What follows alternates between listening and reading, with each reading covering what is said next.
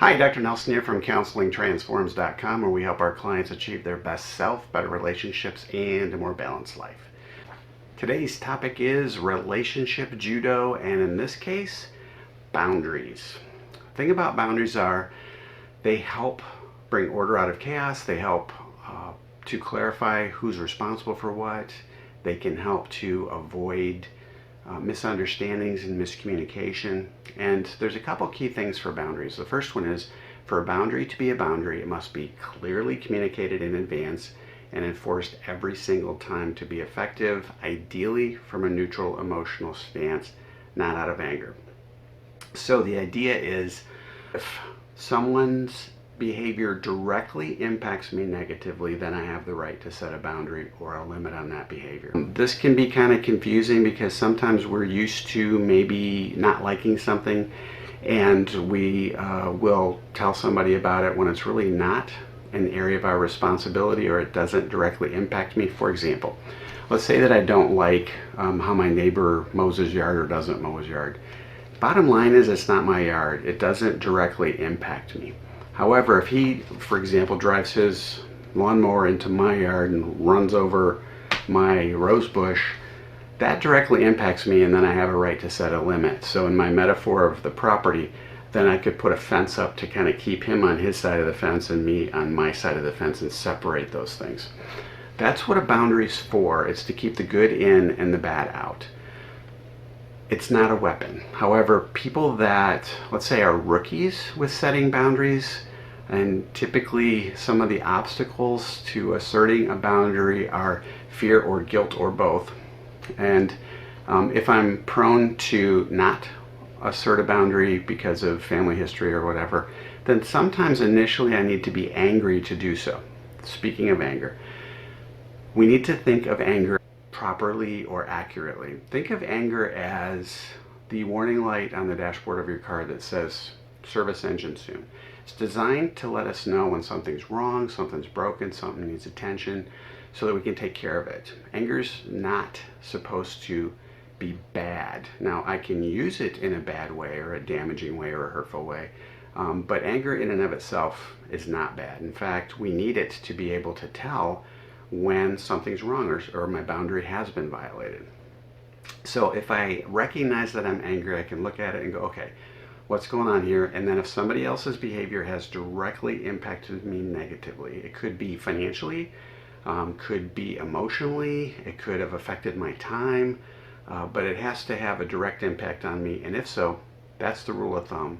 Then I can set a boundary. So what I do is I identify what it is so I can clearly communicate it as well as the expectation. And then if necessary, I can also add a consequence. For example, and this is going to refer back to one of the other videos that I did on the I feel, I want, or need statement, which is an effective tool for communication, and I use it as a template to help people learn how to communicate more effectively. So let's say I feel hurt and I need you to stop yelling at me. Okay, that would be a way to assert a boundary or a limit, and then if I need to, I can add a consequence. So for example, I feel hurt, I need you to stop yelling at me, or I'm going to leave, I'm going to go in the other room, I'm going to hang up now. And then if that anger continues on the other side, then I just follow through on the boundary that I've set. One of the mistakes that people make when they're setting boundaries is they try to over-explain it.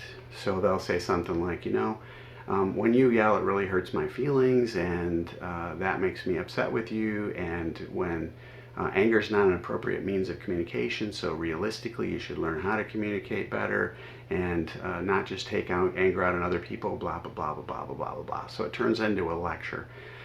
We don't need that. So the shorter statement, boundaries are best communicated in a very short, sweet, one sentence kind of a thing, like I mentioned before. So I feel hurt, I need you to stop yelling at me, or I'm going to hang up now. One more rah, rah, rah, then okay, I got to go, click.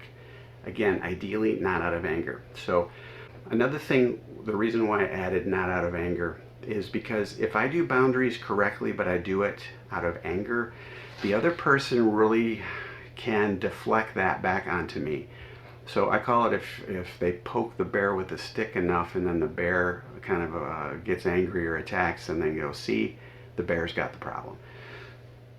The neutral emotional stance response negates that.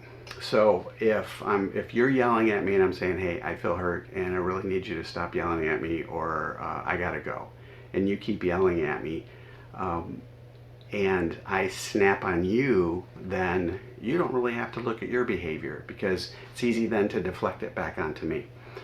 For example, one time I had a client whose husband would be inappropriate with her, kind of demeaning, and put her down in front of other people. And so she clearly communicated that, hey, next time that happens, I'm going to give you a hand signal, which, something like this. And if you continue, then I'm going to make it known that that's not appropriate behavior. And she brainstormed some consequences for that. And so basically what happened is they were out somewhere with a group of people, and he started in and she flagged him, and he kept going. And so she said, you know what, I feel hurt and that's not appropriate, and so I'm leaving. So she picked up her stuff, said goodbye to everybody else there, and she left.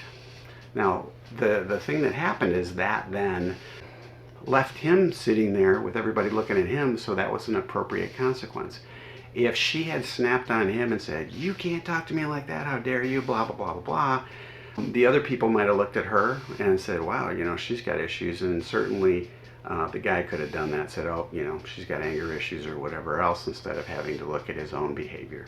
So the beauty of boundaries are clearly communicate in advance, enforce every single time to be effective, ideally from a neutral emotional stance. You can add an appropriate consequence if necessary. And then if you're consistent with that, that will do one of two things. It'll either modify the behavior so that the damaging behavior stops, and that other person learns to treat you well with the respect that you need, or it's going to kind of move them away. Either way, the damage stops. So ideally, the other person starts to get it, and because of the consequence, they modify the behavior. Hence, we train them to treat us in the way that we need them to, or it distances them from us. Either way, the damaging behavior stops. So that's a short kind of tutorial on boundaries. If you practice this, it does a bunch of cool stuff in life. It helps other people to understand what we need. It helps protect us from things that damage us. And usually what it'll do too is it'll help other people to respect us, because we're clear, we're direct, and we enforce what we say, so we're consistent. And that's usually a win-win for everybody.